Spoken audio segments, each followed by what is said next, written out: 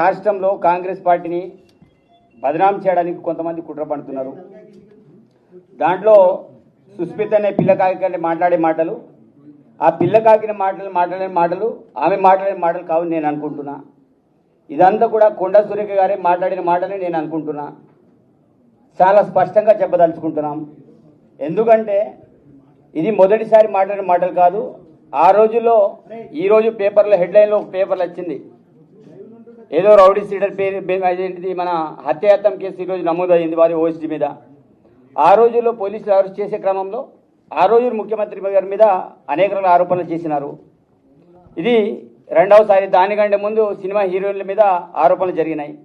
ఇది మూడవసారి. ఇది ప్రత్యేకించి సీఎం గారిని టార్గెట్ చేసుకొని, అదేవిధంగా కనీసం వయసుకు కూడా గౌరవించకుండా మా ప్రకాష్ రెడ్డి ఎమ్మెల్యే గారి మీద ఇష్టారీతిన మాట్లాడి, అదే కాకుండా దమ్ముంటే రావాలి, ప్రచారం చేయాలి, ఎవరు గెలుస్తారో గెలుస్తారు చూద్దామనే సవాల్ విసిరే సంస్కృతి. సరే, ఇక్కడ కొండేశ్వరి గారు దాటే విషయ కార్యక్రమాన్ని చేస్తున్నారు.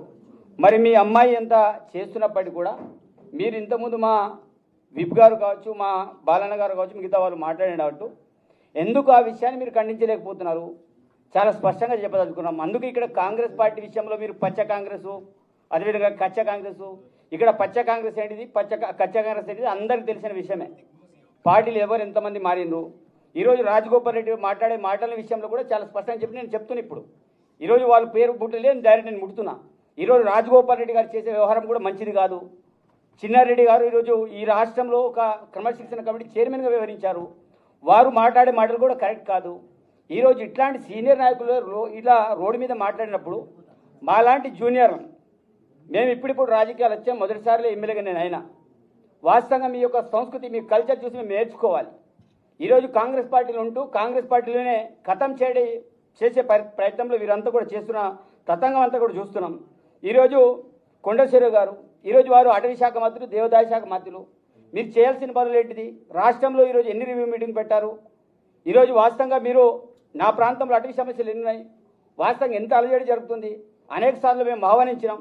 ఇలాంటి వాటి మీద దృష్టి సారించి మరి రాష్ట్ర అభివృద్ధి కోసం గౌరవ ముఖ్యమంత్రి గారు చేసే కార్యక్రమాలు మనం ప్రోత్సహించే విధంగా ఉండాలి. కానీ ఈరోజు ఎవరినో రుసుగొల్పి మీ బిడ్డ ఒక రకంగా మాట్లాడుతూ పోతున్నా కూడా కనీసం వాళ్ళని మందలించకుండా, కనీసం ఆమెను కౌంటర్ చేయకుండా, అది నా తప్పిదం కాదు, ఆ బిడ్డ మాట్లాడితే రాజీనామా చేయాలి. సరే, బిడ్డ మాట్లాడి రాజీనామా ప్రకాష్ రెడ్డి గారితో మాకు ఇంతకుముందు మాట్లాడి ఒక మాట చెప్పారు. నేను ఈరోజు ఇప్పుడు చెప్తున్నా.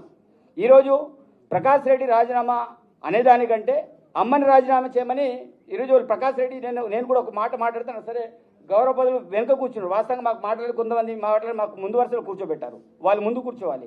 నేనేమంటున్నా, అలాంటి మీరు రాజీనామా చేసేదానికంటే ఈరోజు మా వాళ్ళందరూ డిమాండ్ చేస్తారు. మేము ముక్కుముడుగా డిమాండ్ చేసేది ఒకటే, పార్టీలో విడంబొచ్చు తప్పు చేసినా, ఎవరు తప్పు చేసినా, రోడ్డు మీద ఎవరు మాట్లాడినా వారిని కాంగ్రెస్ పార్టీ ఏఐసిసి కావచ్చు, అదేవిధంగా తెలంగాణ ప్రదేశ్ కాంగ్రెస్ కమిటీ కావచ్చు, కంపల్సరీ చర్యలు తీసుకోవాలి.